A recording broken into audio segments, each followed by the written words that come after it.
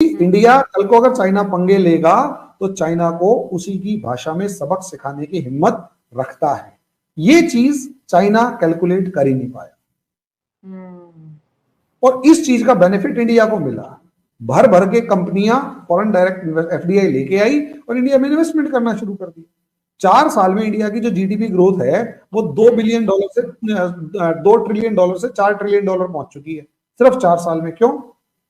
क्योंकि इंडिया ने पोस्चरिंग ऐसी की ना कि हम ताकतवर हैं और चाइना को $2 देंगे ट्रिलियन। तार साहब, ब्रिक्स की बहुत इंपॉर्टेंट मीटिंग हुई है कजान रशिया के अंदर और हमने देखा है कि उसके अंदर वो कह रहे हैं कि हम मल्टीलैटरलिज्म को स्ट्रेंथन करना चाहते हैं।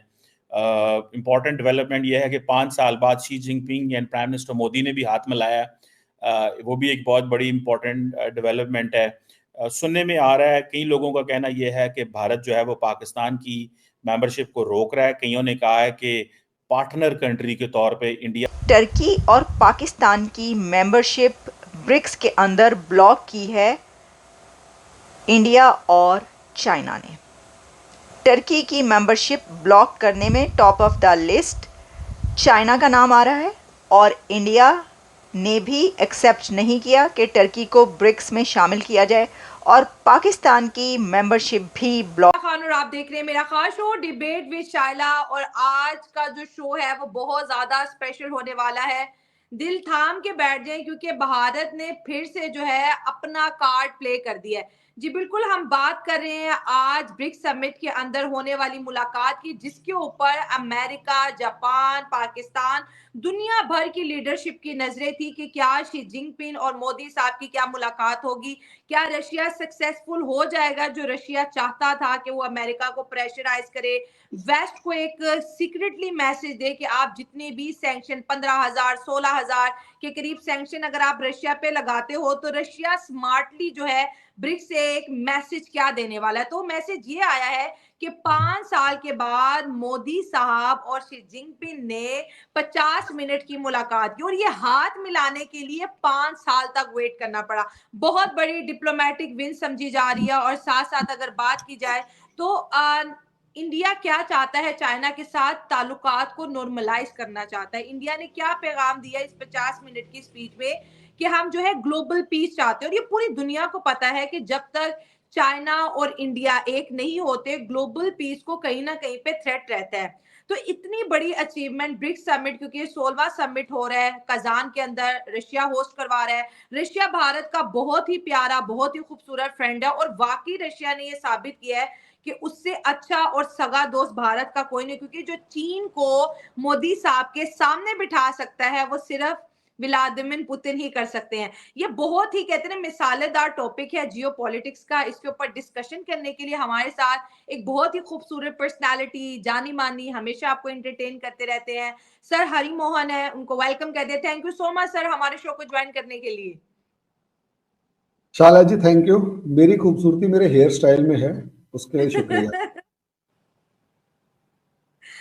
ओह माय गॉड, मतलब शो के आगाज में ही जो है ना एक बड़ी पॉजिटिव एनर्जी मिल रही है। ये अपडेट करें, ये 5 साल लगा दिए मोदी साहब ने 50 मिनट के लिए, क्या कहेंगे? शाइला जी माफ कीजिएगा, मोदी साहब ने 50 मिनट के लिए 5 साल नहीं लगाए जी। जो आज तक कभी नहीं झुका था, जो कभी कदम पीछे नहीं हटाता था, 4 साल बाद उसने कदम पीछे हटाए, तब जाके 50 मिनट मिले। इस मैसेज को इस तरीके से पढ़ेंगे तो मुझे लगता है ज्यादा अच्छा लगेगा।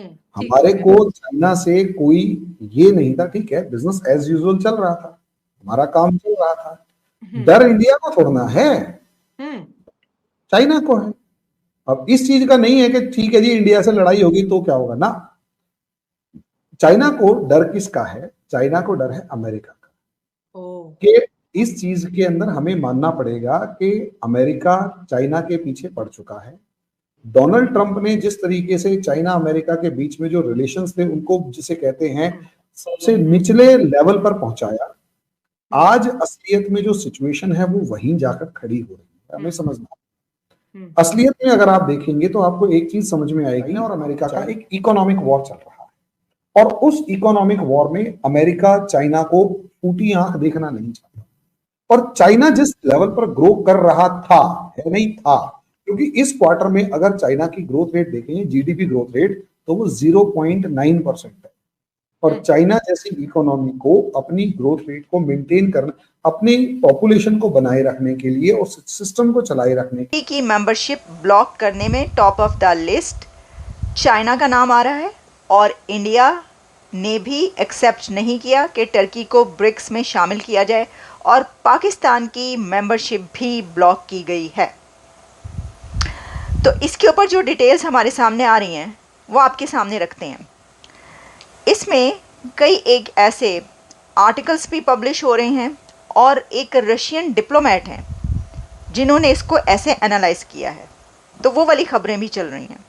अच्छा, अब ये कहा जा रहा है कि Pakistan's attempt to join BRICS hit a roadblock when it was not named as a partner country in the group's expansion. India's opposition is seen as a key reason for Pakistan's exclusion from the emerging collective representing the global south. India, a founding member alongside Brazil, Russia, China and South Africa, has reportedly, अब reportedly कहा जा रहा है, Pakistan's entry into the bloc, despite the support of some founding nations like Russia and China. यानी China इसके बारे में कुछ नहीं कर सका पाकिस्तान के लिए। भाई यहाँ पर चाइना का क्या काम था? चाइना का काम ये था कि वो पाकिस्तान को ब्रिक्स में दाखिल करवाए। तो पाकिस्तान को तो चाइना को पूछना चाहिए कि भाई साहब आप कहाँ फिर रहे थे, मारे मारे आप कहाँ फिरते रहे जिस वक्त हमारी नाम वहाँ पे आ रहा था। तो रशिया ने क्या पाकिस्तान को एक्सेप्ट किया कि ब्रिक्स में शामिल किया जाए? क्या ऐसा है? लेकिन क्योंकि इंडिया इसके लिए तैयार नहीं था, Pakistan's leadership had been optimistic that its close ties with these countries might help secure membership.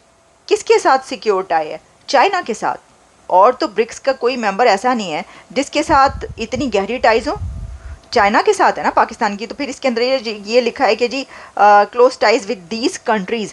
Russia के साथ तो सर अभी एक दफ़ा आप लोग गए वहाँ पर, और अभी उनका एक बहुत बड़ा डेलीगेशन पाकिस्तान गया है। तो इसको अगर आप क्लोज टाइज कह रहे हैं तो ओके, कहा जा सकता है कि ठीक है, क्योंकि उनका 75 रुकनी एक वफ्द जो है डेलीगेशन। तार साहब, ब्रिक्स की बहुत इंपॉर्टेंट मीटिंग हुई है कजान रशिया के अंदर, और हमने देखा है कि उसके अंदर वो कह रहे हैं कि हम मल्टीलैटरलिज्म को स्ट्रेंथन करना चाहते हैं। इम्पॉर्टेंट डेवलपमेंट यह है कि 5 साल बाद Xi Jinping and prime minister Modi ने भी हाथ मिलाया, वो भी एक बहुत बड़ी इम्पॉर्टेंट डेवलपमेंट है। सुनने में आ रहा है, कई लोगों का कहना यह है कि भारत जो है वो पाकिस्तान की मेंबरशिप को रोक रहा है। कईयों ने कहा है कि पार्टनर कंट्री के तौर पे इंडिया चाहता है कि ममालिक को इनवाइट किया जाए। तार साहब, वॉशिंगटन में क्या देखा जा रहा है? एक तो शी जिनपिंग और प्राइम मिनिस्टर मोदी की मुलाकात, जारी बात है परेशानी का सबब होगी वॉशिंगटन में।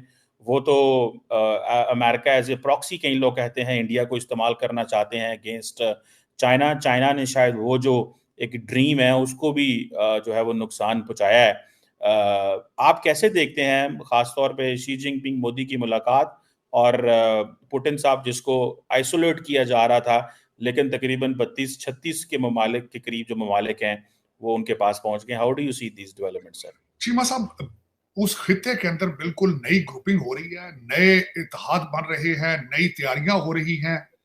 अमेरिका और वेस्ट को कॉर्नर करने की कोशिश की जा रही है। 3 चीजों पे आज बात करना चाहेंगे। एक तो सबसे पहले कि एससीओ जो कि शंघाई कॉर्पोरेशन ऑर्गेनाइजेशन है, एंटी नेटो समझी जाती है, एंटी वेस्ट चाइना उसको इस्तेमाल करता है। पाकिस्तान में चाइना ही ने ये सारी कोशिश करके एससीओ को वहां पे उसका इनेकाद किया। क्या उससे पाकिस्तान तन्हाई से बाहर निकल पाया है?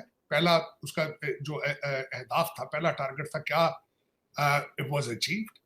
दूसरी चीज है रशिया। इस वक्त क्या रशिया ब्रिक्स को, ये भी एक एंटी और एंटी नेटो और एंटी वेस्ट ऑर्गेनाइजेशन है, क्या रशिया अपने मसल फ्लेक्स कर रहा है उस खित्ते के अंदर?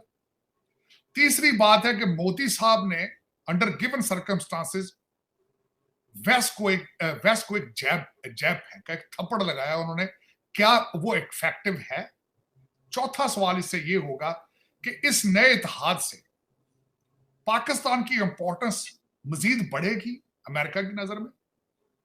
और चाइना के साथ जो पाकिस्तान का रिलेशनशिप है, जब हमेशा पाकिस्तान ने अपनी जियोपॉलिटिकल लोकेशन को, जब जियोग्राफिक लोकेशन को कैश कराने की कोशिश की है, क्या वो मजीद बढ़ेगी या कम होगी? इन चीजों पे बात करें। सबसे पहले एससीओ से शुरू करते हैं। एससीओ में कई नई चीजें आई, कहते हैं कि आई स्टार्ट मेल्टिंग, कई डायलॉग हुए उसके ऊपर। जाती दफा मैं आज फिर दोबारा मेरे जहन में वो फिक्रा गूंज रहा है डॉक्टर जयशंकर का कि पीस बिफोर ट्रेड। वापस पहुंचते गए डॉक्टर जयशंकर, 7 लोग जो है कश्मीर में मारे